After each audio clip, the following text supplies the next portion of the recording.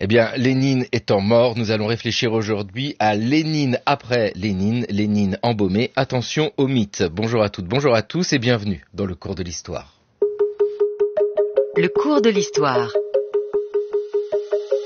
Xavier Mauduit. Lénine est mort. Voilà ce que titre sur 5 colonnes à la une le journal L'Humanité, le 23 janvier 1924. Hier, à la fin d'après-midi, nous parvint à l'Humanité la nouvelle de la mort de Lénine. Nous ne pouvons traduire ici par des mots la douleur et l'émotion dont nous sommes envahis. Une photo illustre cette une, c'est Lénine qui nous regarde dans les yeux avec pour légende Vladimir Lénine. Vladimir avec un W, celui qui était surnommé le Vieux, meurt à seulement 53 ans, le 21 janvier 1924. En Russie, la décision est prise de conserver son corps. Lénine embaumé, attention au mythe. Vladimir Ilitch Lénine.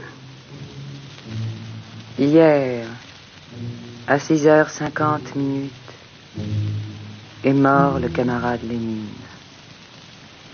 Cette année a vu ce que ne verront pas 100. Ce jour entrera dans la morne légende des siècles.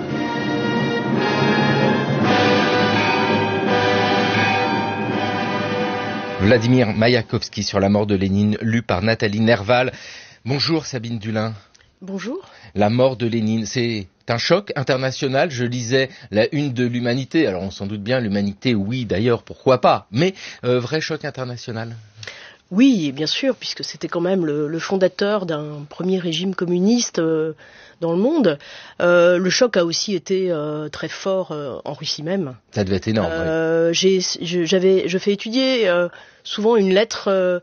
En fait, il s'agit d'un rapport de la police politique au moment de la mort de Lénine dans les campagnes pour savoir comment est perçue la mort de Lénine.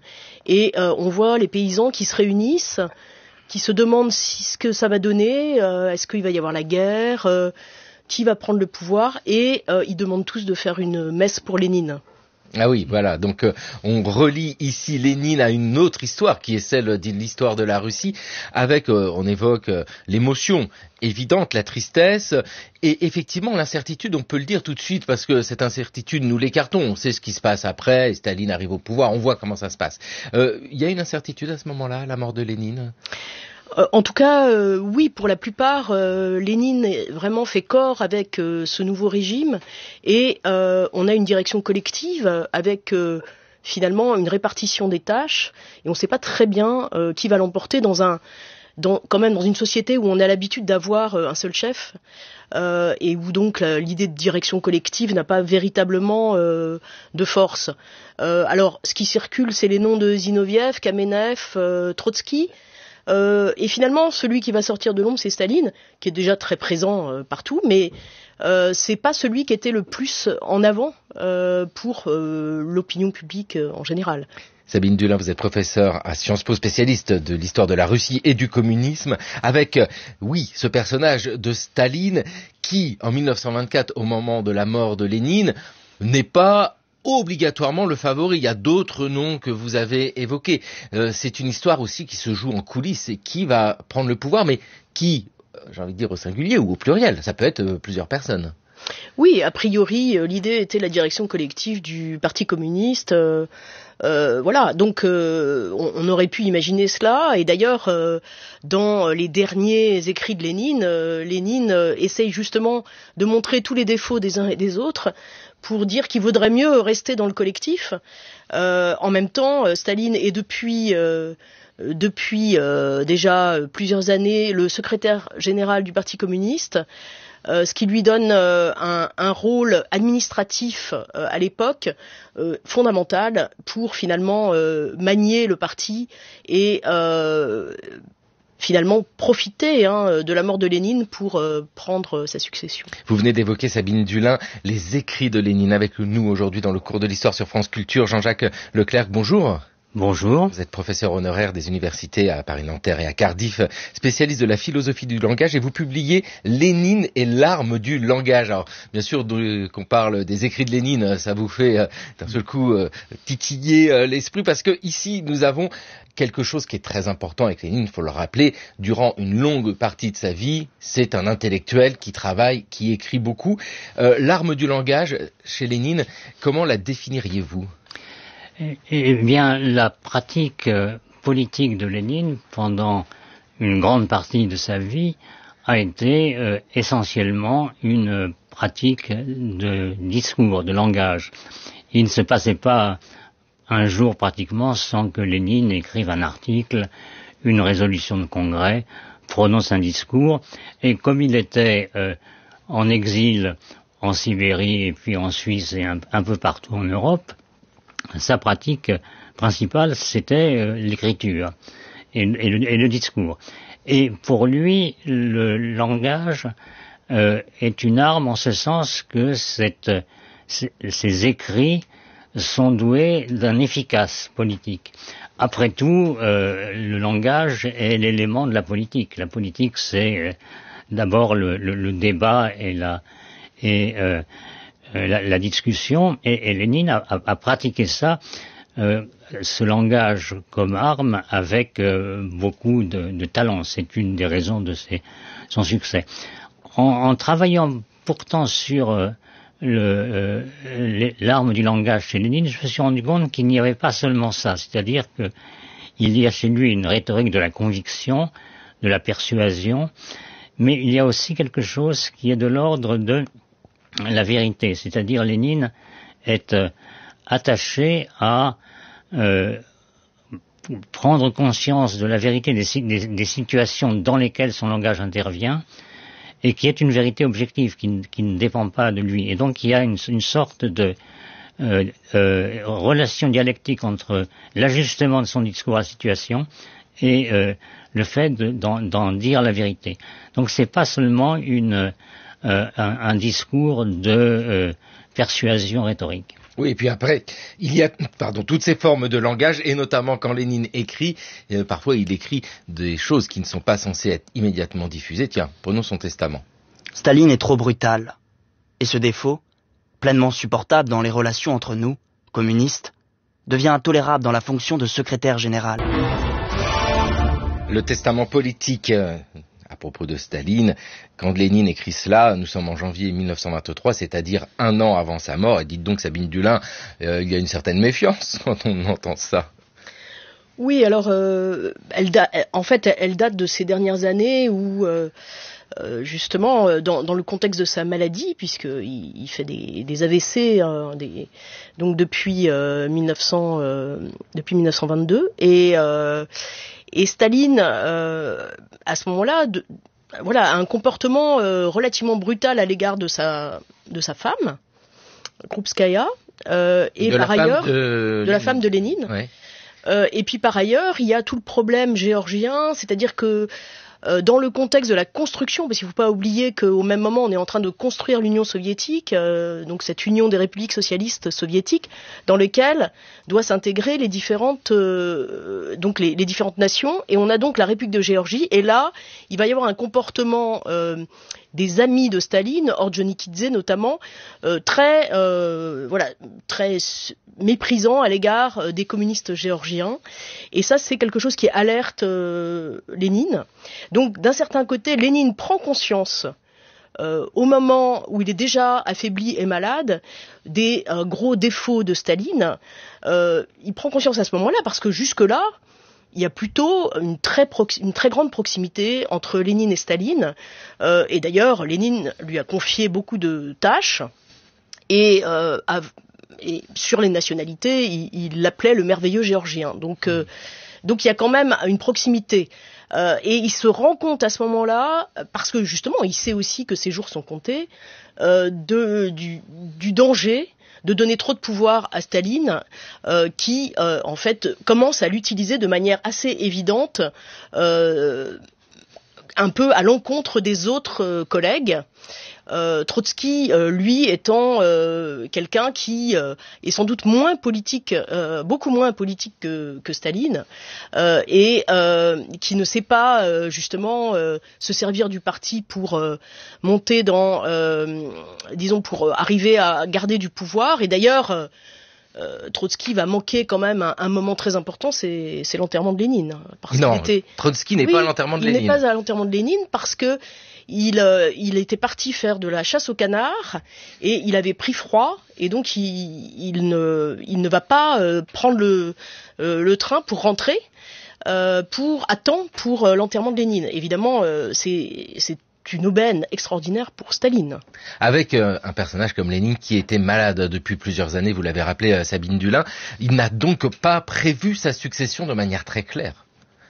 Non, mais il faut dire qu'on n'était pas, c'était pas le tsarisme, donc il n'y a pas d'idée véritablement de succession, dans le sens où on a un parti communiste, un bureau politique à la tête du parti communiste, on a un conseil des commissaires du peuple, c'est-à-dire le gouvernement de la nouvelle Russie révolutionnaire, et au fond, normalement, on est dans de la direction collective. Lénine lui-même, même si évidemment sa parole et son action étaient déterminantes, et même si parfois il a menacé de démissionner quand les autres n'étaient pas d'accord avec lui, quand même globalement, Lénine par exemple n'est pas du tout un partisan du culte de la personnalité, donc il gouverne dans un collectif.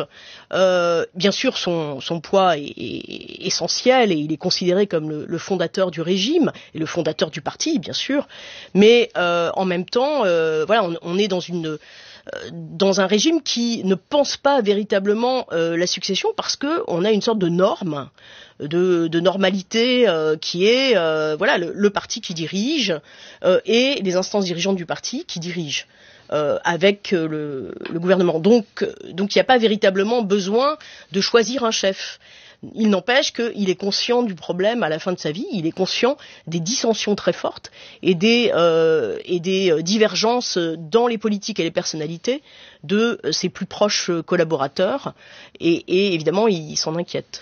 En janvier 1924, quand Lénine meurt, comment se passe cette succession qu'on évoque, c'est-à-dire que j'imagine, comme vous l'avez expliqué Sabine Dulin, les instances se réunissent.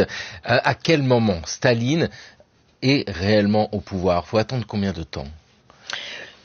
Staline va, parce qu'il est le grand organisateur du parti, va de fait organiser les funérailles, va aussi ouvrir le parti à ce qu'il va appeler la promotion Lénine, c'est-à-dire toute une série de nouvelles recrues pour le parti qui vont lui servir, à vrai dire, d'une masse de manœuvre au sein du parti, parce que ce seront des gens qui lui seront dévoués et notamment qui sont moins cultivés que ceux qui avaient été formés au marxisme au moment de la Révolution. Donc, il va tout de suite se saisir de l'occasion parce qu'il a quand même un poste qui est fondamental. Il a deux postes qui sont fondamentaux, qui sont des postes administratifs et organisationnels, mais qui vont jouer un rôle essentiel.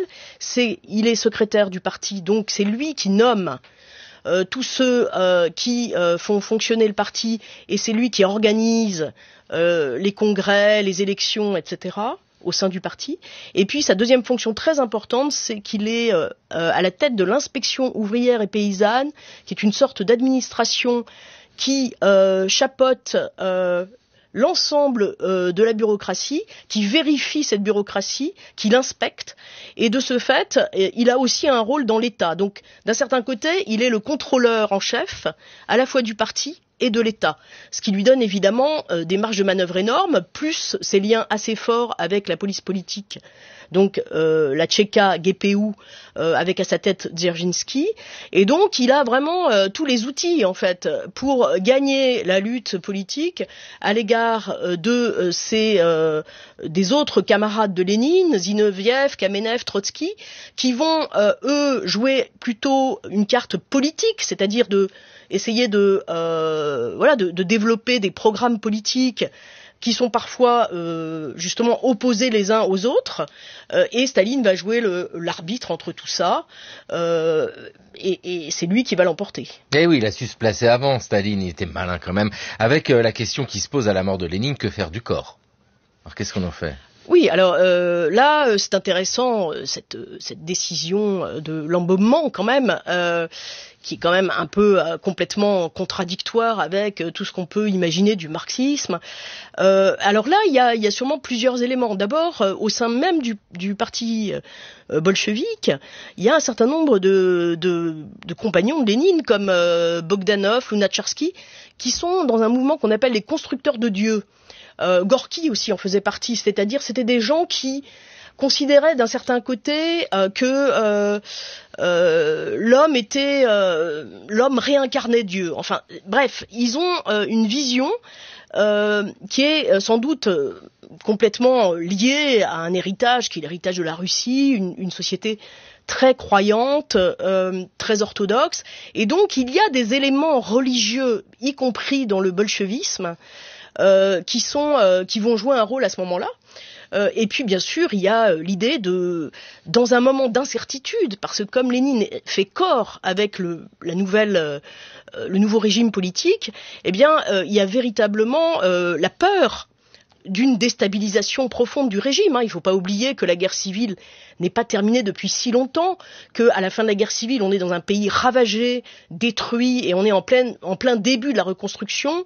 Il pourrait y avoir une nouvelle intervention étrangère contre ce régime bolchevique que toute l'Europe déteste, et donc, de ce fait, il y a une incertitude. Il faut arriver à ce que la société fasse corps derrière le régime, et de ce fait, dans une société encore très traditionnelle, très religieuse, l'idée d'embaumer le corps de Lénine, c'est une manière de créer un nouveau pôle religieux pour l'ensemble des paysans qui avaient l'habitude d'avoir dans leur isba la petite icône orthodoxe pour tous les jours pouvoir prier devant elle, et dorénavant ils auront le petit coin Lénine avec là aussi une figure sainte finalement, celle de celui qui devrait être éternel, le fondateur du régime. Lénine fait corps avec le régime, oui, ce corps-là est vite découpé.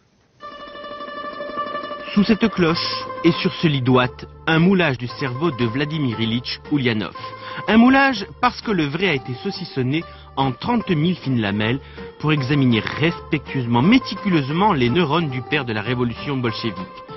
Pauvre Lénine, verdict d'une sécheresse toute scientifique, rien à signaler. Ça, c'est pour la structure anatomique et sans doute pour racheter l'immense déception de tous les léninophiles. Deuxième révélation, il était quand même doué. Personne ne nie que Lénine était un homme peu ordinaire, un homme de grand talent. Nous nous efforçons de voir si son cerveau aussi sort de l'ordinaire.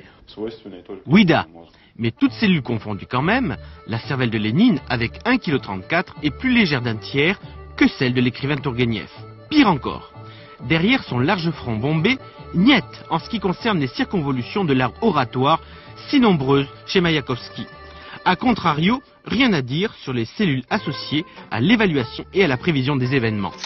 Bon voilà, dans ce journal de 20h sur France 2 en 1994, on entend bien que le cerveau, Jean-Jacques Leclerc, ne va rien vous apporter pour comprendre Lénine et l'arme du langage, avec ce cerveau découpé en petits bouts. Ça c'est une chose, le corps de Lénine embaumé. Mais il y a tout de suite ce mouvement de réunion de l'ensemble des écrits de Lénine. C'est imposant. D'ailleurs, vous avez lu tout Lénine ? Alors, il y a 45 volumes dans les œuvres complètes. Je n'ai pas lu la totalité de ces 45 volumes, mais j'en ai lu la plus grande partie. De toute façon, vous êtes tout excusé. Naturellement. D'autant plus que vers la fin de sa vie, il y a des volumes qui sont pleins de télégrammes. On a recueilli pieusement tous les écrits de Lénine. Et si on avait eu accès à ces listes de courses, je ne doute pas qu'il y aurait eu un 46e volume. Et donc, il y a effectivement un travail de piété qui est d'ailleurs fort utile pour nous maintenant, parce qu'on dispose d'une édition fort bien faite. Ils avaient de quoi se payer, l'Union soviétique avait de quoi se payer d'excellents traducteurs, et donc on a des textes qui sont utilisables aussi en français. Alors, un mot sur l'embaumement de Lénine. Il faut souligner quand même une ironie un peu noire, c'est que si quelqu'un aurait détesté l'idée d'être embaumé, c'est bien Lénine. Lénine ne participait nullement du culte de la personnalité, Et l'idée que son cerveau puisse devenir l'objet d'une vénération l'aurait beaucoup choqué. Il était, lui, par exemple, tout à fait hostile aux constructeurs de dieux contre lesquels il a polémiqué avec une grande vigueur.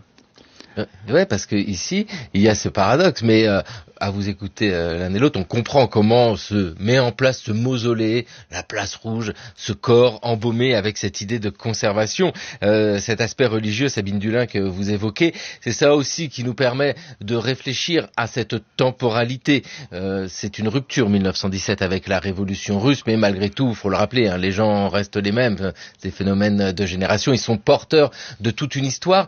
L'idée à la mort de Lénine, c'est de poursuivre son œuvre. C'est quelque chose qui est mis tout de suite en avant, l'idée que Lénine a mis en place quelque chose et que c'est ça qu'il faut continuer. Déjà, lors des funérailles de Lénine, on voit dans les défilés donc des nouveaux soviétiques qui pleurent Lénine. On a des slogans comme Lénine éternel. Donc il y a l'idée de effectivement pérenniser à la fois une pensée et une action. Donc ça c'est incontestable. Maintenant c'est effectivement Staline qui va construire le léninisme. D'une certaine manière, il y a d'un côté les 45 volumes qui viennent d'être évoqués, que bien peu de militants du parti de l'époque liront, parce que c'est une œuvre qui va se mettre en place dans la durée, mais de toute façon, les militants du parti dans l'entre-deux-guerres sont des gens qui n'ont pas les moyens véritablement de lire une pensée qui est malgré tout complexe et qui relève de tout le débat théorique du marxisme depuis le début du XXe siècle. Donc ce que fait Staline, c'est qu'il va écrire une sorte de catéchisme léniniste. Donc c'est cette idée du léninisme qui aurait sûrement pas plu à Lénine, qui avait une pensée qui pouvait changer, qui ne voulait sûrement pas il ne voulait sûrement pas en faire un dogme. Or, c'est ce que Staline va faire avec cet ouvrage qu'il écrit tout de suite après la mort de Lénine, les bases du léninisme, et ça va devenir le livre de chevet des nouveaux militants entrés au parti, avec donc un peu des mots-clés, les mots-clés pour finalement réussir à transmettre, à faire de la propagande auprès de la société, etc., pour parler de ce que c'est que l'héritage de Lénine, de ce que c'est que le léninisme, c'est-à-dire une méthode d'action, et quelques termes qui vont devenir le diamate, le matérialisme dialectique enseigné dans l'ensemble des écoles. Et par ailleurs, pour ce qui est de la dimension internationale, très vite vont se créer dans le contexte de l'internationale communiste, donc de ce mouvement qui fédère l'ensemble de ceux qui veulent faire la révolution dans le monde, va se créer une école léniniste internationale qui ouvre en 1926, dans laquelle il y aura 3000 communistes formés avant 1938, la fermeture. Donc pendant toute cette période, on va avoir 3000 communistes qui sont à l'école léniniste internationale pour apprendre à faire la révolution. Et ce qui est intéressant, c'est que là, c'est pas seulement des Européens, beaucoup viennent d'Asie, dans un contexte où il faut pas oublier que la pensée de Lénine, peut-être qui aura le plus de postérité, c'est l'anti-impérialisme. Et oui, c'est en cela que Lénine a des échos longtemps après, jusqu'aux années 1950-1960. Jean-Jacques Le Cercle. Oui, le léninisme, c'est en réalité l'équivalent intellectuel de l'embaumement physique de Lénine. C'est un embaumement moral pratiqué par celui qui sera son successeur. Et effectivement, seulement 3 mois après la mort de Lénine, en avril 24, Staline prononce une série de conférences sur les problèmes du léninisme qui serviront de catéchisme. Mais je suis frappé, moi, par l'extrême différence entre ce léninisme construit par Staline, qui est en fait une façon de projeter sur un prédécesseur glorieux ce qui est une série de positions qui sont les siennes, avec des divergences notables par exemple, et qui se maintiendront, par exemple, sur la nécessité de maintenir un appareil d'État très fort, et qui conduiront à la dérive bien connue de l'Union soviétique et à une forme de dictature, non pas du prolétariat, mais sur le prolétariat et puis sur le parti et les excès que l'on connaît. Avec Sabine Dulin, en écho à ce que vient de dire Jean-Jacques Le Cercle, l'idée que si Staline met en avant la figure de Lénine, c'est bien pratique, parce que déjà, puisqu'il est mort, il ne viendra pas contester, et puis ça lui permet d'effacer ceux qui le gênent, les opposants. C'est Lénine avant tout. Oui, bien sûr. Lénine devient vraiment quelqu'un qui va aider à l'ascension de Staline, et c'est en cela effectivement qu'il l'annexe à sa propre carrière politique et à sa propre volonté de pouvoir.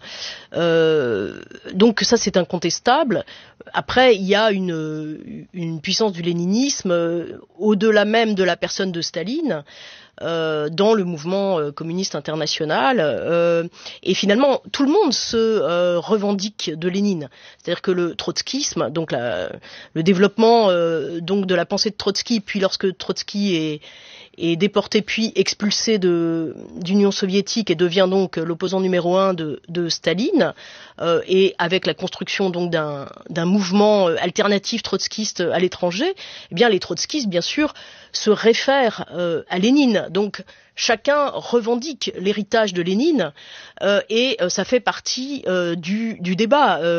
En France où on a notamment, peut-être un peu moins aujourd'hui, mais quand même des mouvements trotskistes assez importants, notamment parmi les jeunes, et donc où on avait plusieurs organisations trotskistes. Si on prend les années 60, 70, 80, 90, il pouvait y avoir des jeunes Français qui se battaient entre staliniens et trotskistes pour dire mais tu ne connais pas Lénine, relis Lénine. Donc il y avait vraiment l'idée que Lénine était un acteur dans le débat sur le communisme à l'échelle internationale. Et effectivement, Lénine, par le biais de sa pensée internationaliste et anti-impérialiste, c'est bien ça qui pose problème à Poutine d'ailleurs, eh bien cette pensée internationaliste et anti-impérialiste avait véritablement des moyens de porter assez loin. Si on prend le mouvement des Black Panthers aux États-Unis, eh bien, le livre de chevet d'un certain nombre des leaders des Black Panthers, c'est un des livres de Lénine, Matérialisme et impériocriticisme. Vous vous rendez compte? Quand même, ça c'est les années 70. Oui, c'est ça, parce que dans ces années-là, Lénine, où est-il? Qui représente-t-il pour tous ces gens, et notamment ce monde ouvrier? Dans ces années 1960-1970, Sabine Dulin, on dansait le jerk. Lénine aime beaucoup Lénine.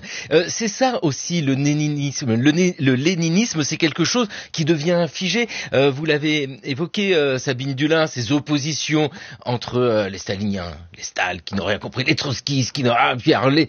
Ce sont des mots qui nous échappent aujourd'hui. C'est devenu presque un étendard. D'ailleurs, est-ce que ce serait possible, l'un ou l'autre, Sabine Dulin, Jean-Jacques Le Cercle, de nous définir ce qu'est le léninisme? C'est quoi?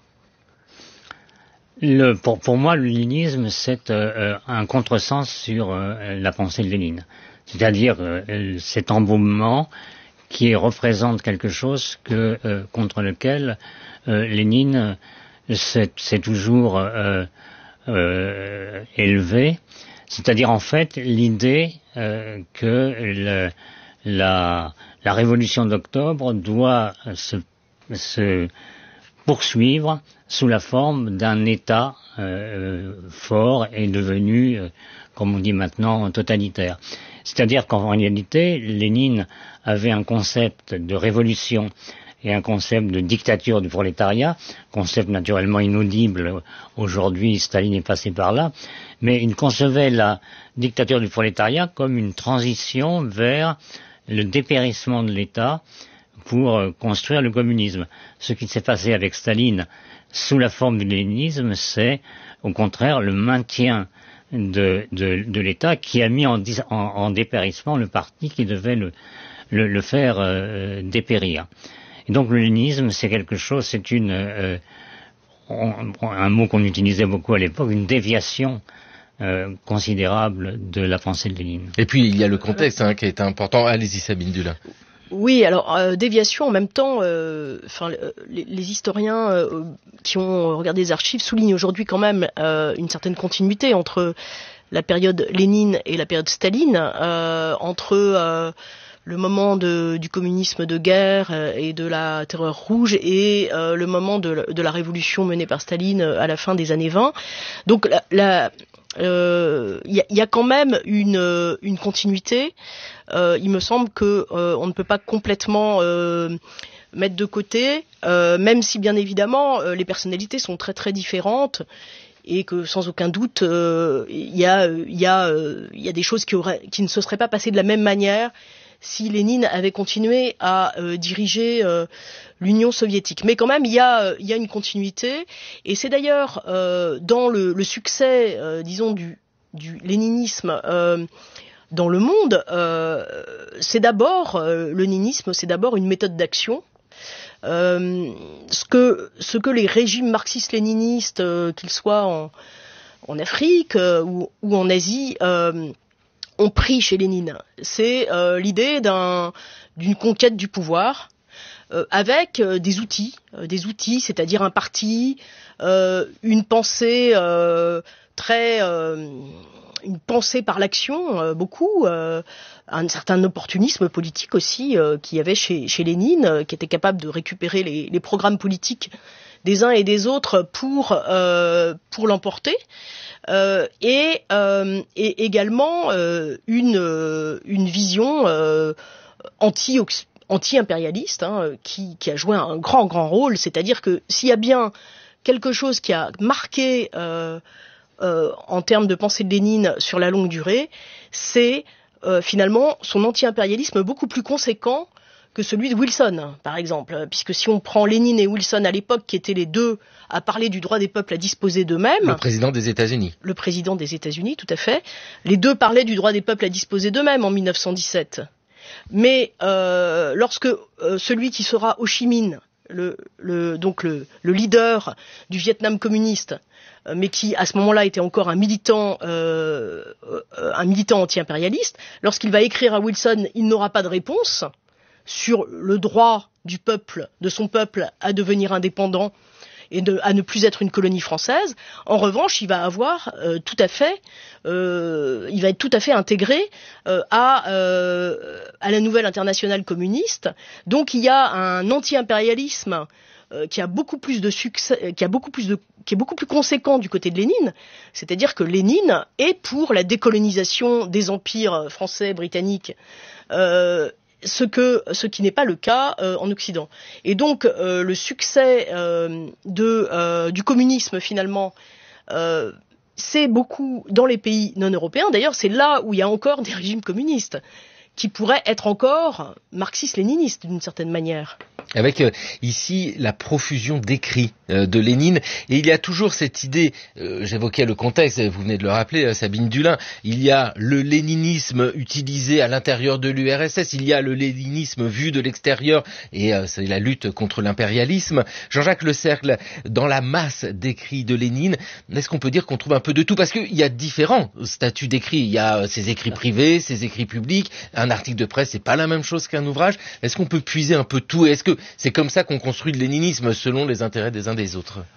Sans doute, oui. Et Lénine, ayant une pratique du langage extrêmement abondante, a pratiqué toutes sortes de genres de discours et toutes sortes de jeux de langage. Il y a au moins 3 types d'écrits qu'on trouve chez Lénine. On trouve des écrits théoriques.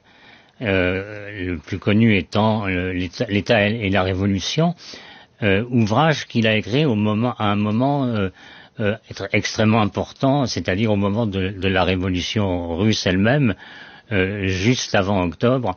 L'ouvrage est d'ailleurs, comme on sait, inachevé et se termine par une postface disant le chapitre 9 était déjà prévu, mais le réel m'a repris et la Révolution a fait que je n'ai pas eu besoin de l'écrire. Et il dit, finalement, c'est mieux si le réel l'emporte. Donc il y a un certain nombre d'écrits théoriques.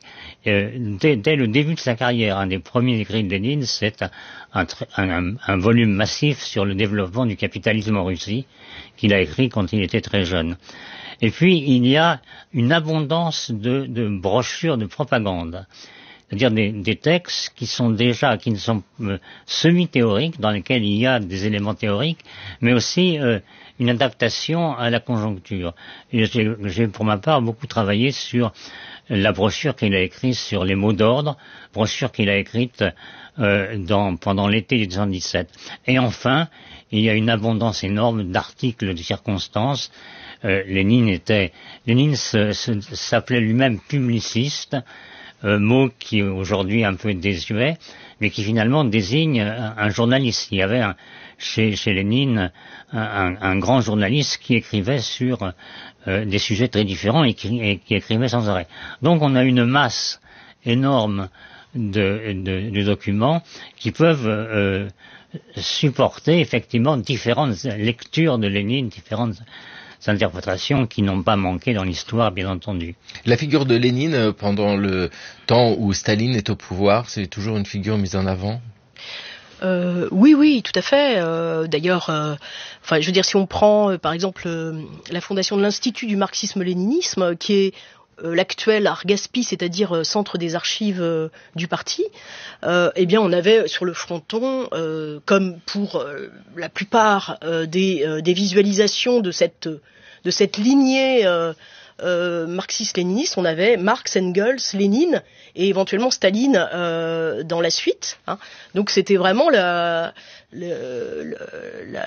quadrilogie de ce qu'il fallait connaître pour pouvoir agir dans la société. Et là, je voudrais revenir justement sur cette filiation Lénine-Staline, parce que dans les écrits justement de Lénine, comme dans ceux de Staline, cette deuxième catégorie que vous évoquiez sur donc c'est finalement ces écrits pour l'action, c'est le fait de vraiment les mots d'ordre, les injonctions. Souvent, il faut agir dans de telle manière pour telle et telle raison. Eh bien, c'est exactement aussi la méthode de Staline.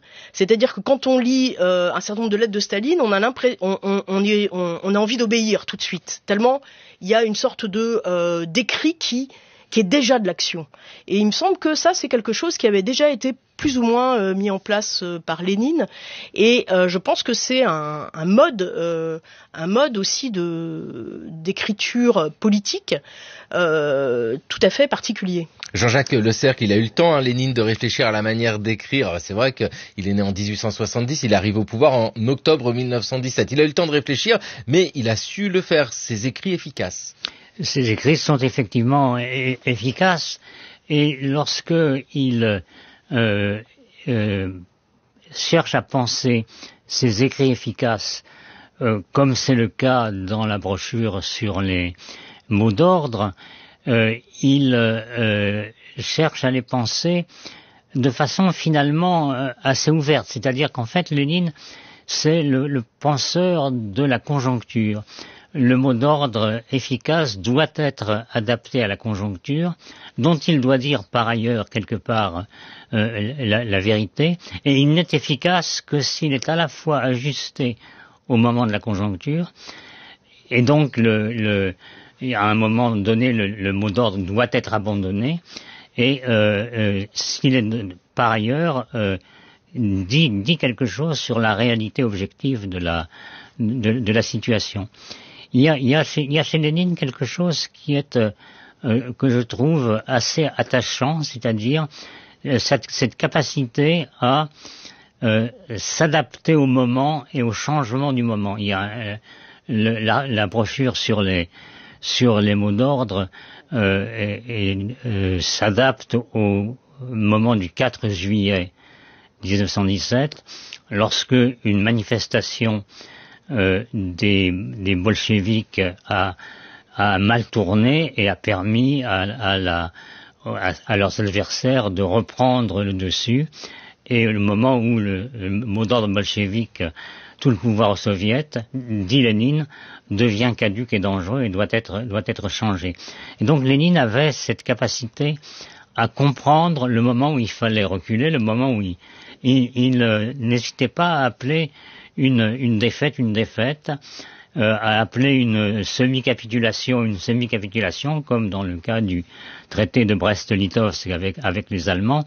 Et il me semble que ça, c'est une différence notable avec son successeur. Oui, parce que c'est toujours réflexion entre la continuité qui existe entre Lénine et Staline, et on sait que ça fait l'objet de nombreux échanges, débats aussi, on peut le dire, avec Lénine qui récupère la figure, Staline qui récupère la figure de Lénine, ça, il n'y a pas de problème. Oui, mais Staline meurt lui aussi. Et à la mort de Staline, que va devenir la figure de Lénine ? Ici Constantin Zarnenko qui vous parle de Moscou.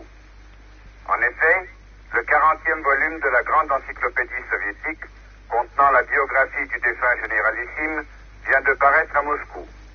La publication de ce volume, prévue pour avril 1956, avait été retardée à la suite du rapport sur le culte de la personnalité et ses conséquences, présenté par M. Nikita Khrouchtchev au 20e congrès du Parti communiste de l'URSS. Désormais, Staline a définitivement cessé, semble-t-il, d'être un surhomme, et ses nouveaux biographes se sont appliqués à rétablir un juste équilibre entre ses mérites en tant que marxiste et homme d'État et les erreurs qu'il avait commises durant la dernière période de sa vie. Nous pleurions en montant la garde devant la dépouille mortelle de Staline et nos larmes étaient sincères, mais nous le condamnons résolument pour les erreurs grossières qu'il a commises et qui ont porté un préjudice sérieux à l'œuvre du parti et du peuple, avait déclaré M. Khrouchtchev l'année dernière devant une assemblée d'intellectuels de Moscou. Dénoncer le culte de la personnalité. Nous étions en 1958, Staline meurt en 1953, on sait que 3 ans plus tard, il y a la dénonciation de ce gouvernement terrifiant, ce totalitarisme stalinien. Dites-nous, Sabine Dulin, que devient la figure de Lénine à ce moment-là ? Alors il va y avoir un retour au léninisme d'une certaine manière, puisque on évince et on dénonce les déviations de la période stalinienne. Donc là il y a la création justement d'un type de relation entre Lénine et Staline par Khrouchtchev. C'est l'idée que il y a la bonne période, celle de Lénine, et puis la déviation, c'est la période de Staline. Alors effectivement, c'est un retour à Lénine, d'autant que depuis la Seconde Guerre mondiale, en fait, il y avait eu une sorte d'effacement de la figure de Lénine, puisque dans le contexte de la grande victoire de l'URSS dans la Seconde Guerre mondiale, finalement, la Révolution d'octobre n'était plus la commémoration principale. Et on commençait à avoir davantage mis l'accent sur la victoire dans la Seconde Guerre mondiale.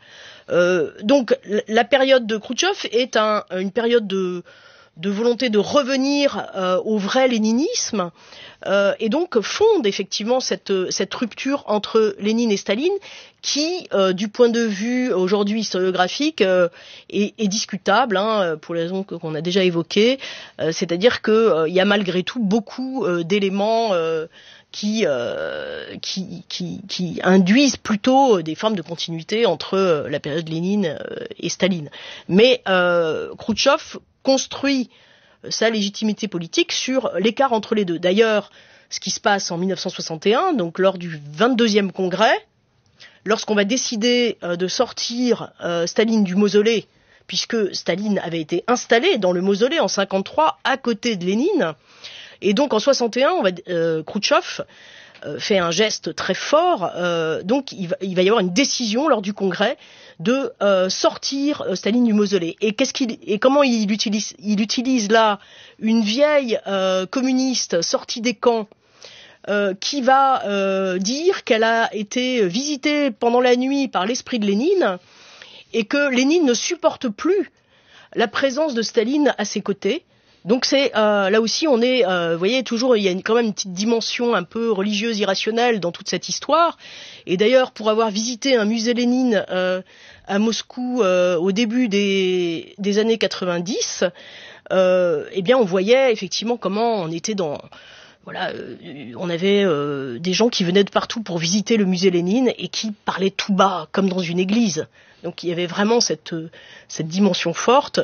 Et toutes les grandes statues Lénine qui sont encore toutes présentes dans toutes les villes en Russie aujourd'hui datent de cette période post-stalinienne.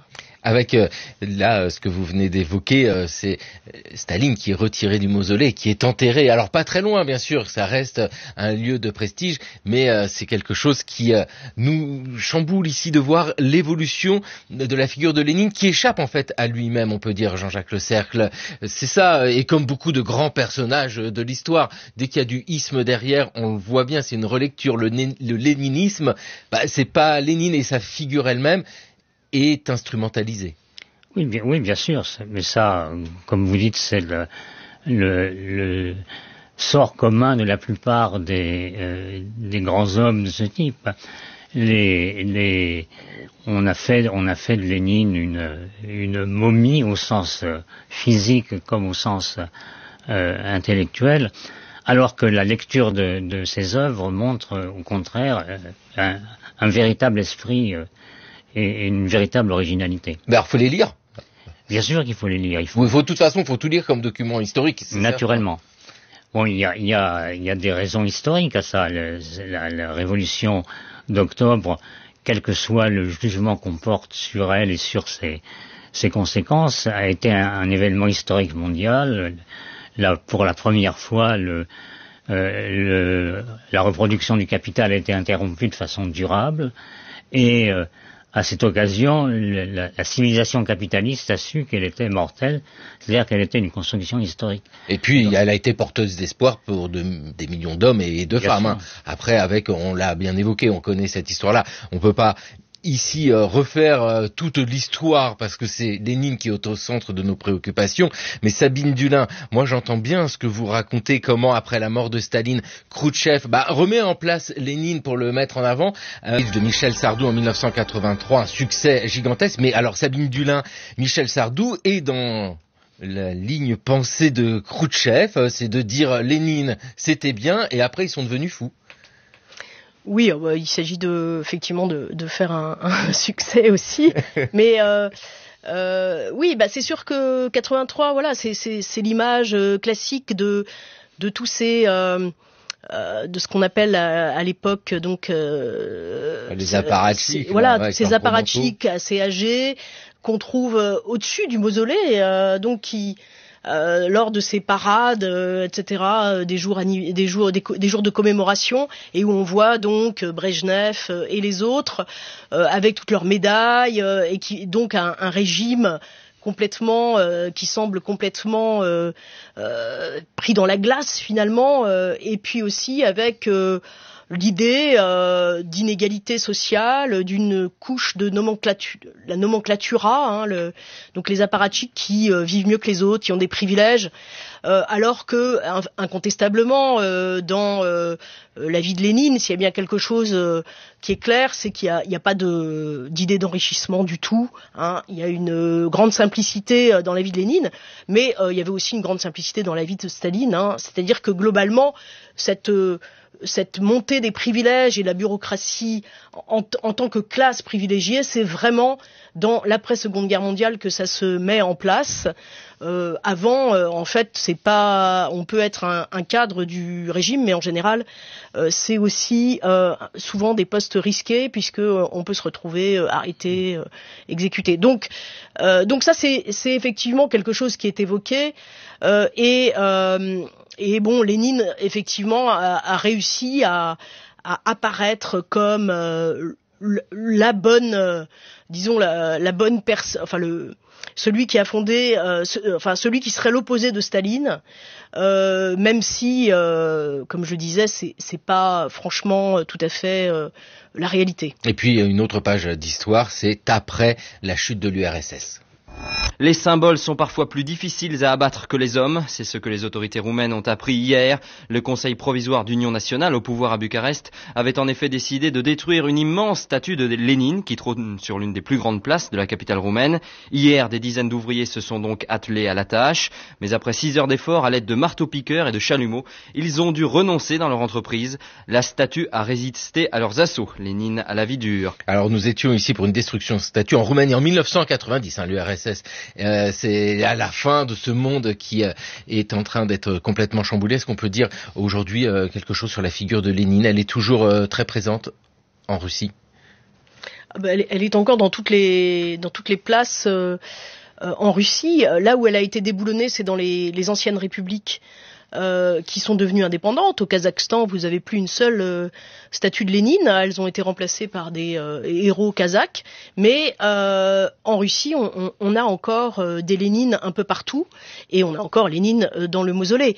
Alors après, si on écoute Poutine, on voit bien que Poutine se construit son pouvoir en opposition à ce qu'a été Lénine, puisqu'il considère que Lénine avait posé une bombe sous la maison Russie et qu'il a été le plus grand destructeur en fait de l'Empire, ce qui est vrai, plus grand destructeur de l'Empire, et par ailleurs qu'il aurait créé l'Ukraine, puisque l'Ukraine effectivement est devenue une république soviétique dans le contexte de cette fédération soviétique qui avait été voulue par Lénine. En 1917, juste après la Révolution.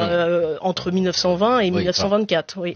Donc il y a effectivement un peu cette contradiction dans l'Union soviétique, dans la Russie actuelle, qui est que on continue à avoir Lénine présent dans l'espace public, et en même temps on a un dirigeant qui en fait se réfère beaucoup plus à Staline qu'à Lénine. Staline est d'ailleurs beaucoup plus populaire en général en Russie. Ce qui est toujours très étonnant d'ailleurs, Jean-Jacques Le Cercle. On comprend pourquoi Poutine ne peut pas supporter Lénine, c'est que Lénine, effectivement, un grand internationaliste, avait pour ennemi principal ce qu'il appelait le chauvinisme grand russe, c'est-à-dire le nationalisme de la nation dominante dans l'empire tsariste. Et effectivement, il a été, parmi ses camarades, un des rares à soutenir le droit, non seulement le droit des peuples à disposer d'eux-mêmes pour ce qu'on appelait les nations allogènes, mais le droit d'aller jusqu'à la séparation, ce qui, dans le contexte actuel de l'Ukraine, n'est pas sans importance. Et oui, parce que c'est ça aussi qui nous intéresse, c'est l'utilisation aujourd'hui encore de toutes ces figures. Merci vivement à tous les deux. Sabine Dulin, avec votre bibliographie sur le cours France Culture, le cours de l'histoire, vous avez publié récemment The Russian Revolution et l'Asie, parce que vous l'avez évoqué, mais c'est vrai que le léninisme aujourd'hui c'est en Asie qu'on va le retrouver, le marxisme-léninisme, notamment évidemment en Chine, et puis Lénine et l'arme du langage, c'est votre ouvrage. Jean-Jacques Le Cercle, merci à tous les deux. Il est temps pour nous de retrouver Gérard Noiriel. C'est le pourquoi du comment.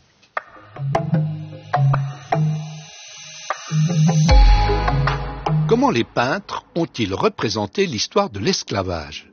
Pendant longtemps, les Africains ont été quasiment absents de la peinture européenne, car très peu de tableaux avaient pour thème l'esclavage ou la colonisation. Les choses ont commencé à changer au XVIIIe siècle. Le fait d'avoir à son service un domestique noir a été perçu alors comme un signe de noblesse, ce qui a conduit les peintres à multiplier les scènes de genre où figuraient de petits négrillons.